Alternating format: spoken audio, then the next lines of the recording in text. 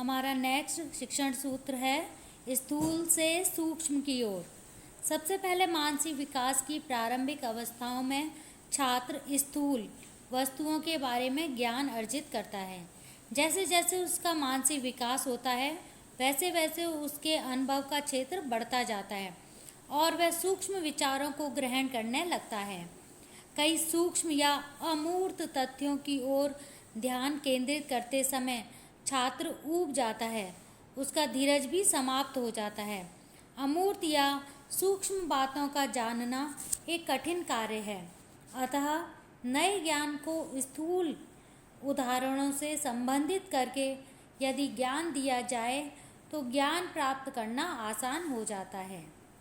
Next है प्रत्यक्ष से अप्रत्यक्ष की ओर। जो वस्तुएं तथा घटनाएं छात्र अनुभव क्षेत्र में प्रत्यक्ष ढंग से मौजूद होती हैं उनका ज्ञान छात्र को सरलतापूर्वक हो जाता है। वस्तुओं तथा घटनाओं के परोक्ष में होने से उनका छात्र के ज्ञान कोश में प्रविष्ट कराना कठिन कार्य होता है। अतः अध्यापक को चाहिए कि अपने विषय से संबंधित ज्ञान को पहले प्रत्यक्ष ढंग से और बाद में अप्रत्यक्ष ढंग से प्रस्तुत करें। नेक्स्ट है पूर्ण से अंश की ओर।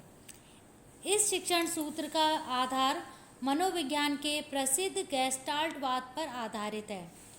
इसमें पहले पूर्ण वस्तु को प्रस्तुत करके फिर उसके विभिन्न भागों का अध्ययन कराया जाता है। अतः पहले पूर्ण वस्तु का प्रत्यक्षीकरण करना चाहिए, फिर उसके अंशों का। उदाहरण के लिए यदि हमने कक्षा के विद्यार्थियों को फूल के भाग पढ़ाने हैं तो सबसे पहले उन्हें पूरा फूल दिखाकर फूल से परिचित कराना चाहिए, फिर उसके विभिन्न भागों का अध्ययन कराना चाहिए। नेक्स्ट है अनिश्चित से निश्चित की ओर। छात्र का मस्तिष्क अपने वातावरण के संपर्क में अनिश्चित से निश्चित की ओर बढ़ता है।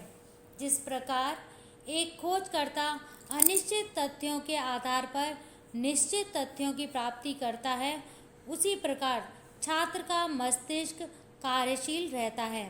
छात्र सीखने की प्रथम अवस्था में अनिश्चय की दिशा में रहता है, बाद में चलकर वह निश्चय की स्थिति पर पहुंचता है।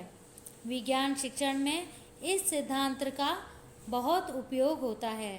छात्र विज्ञान के नियमों, सिद्धांतों तथा घटनाओं के बारे में जानकारी प्राप्त करने के लिए अनिश्चित की ओर बढ़ता है। एक आदर्श शिक्षक को इन सूत्रों का ज्ञान अच्छी तरह से कर लेना चाहिए, क्योंकि ये सूत्र शिक्षण प्रक्रिया की समुचित विकास एवं प्रभाव की दृष्टि से अधिक महत्व रखते हैं। इनके माध्यम से शिक्षक अपने शिक्षण की न्यूनताओं का मूल्यांकन करने में समर्थ हो सकता है। शिक्षण की क्रिया में प्रभावशीलता एवं सजीवता का मूल मंत्र इन सूत्रों में ढूंढा जा सकता है। तो ये हमारे शिक्षण के सूत्र पूरे हुए। धन्यवाद।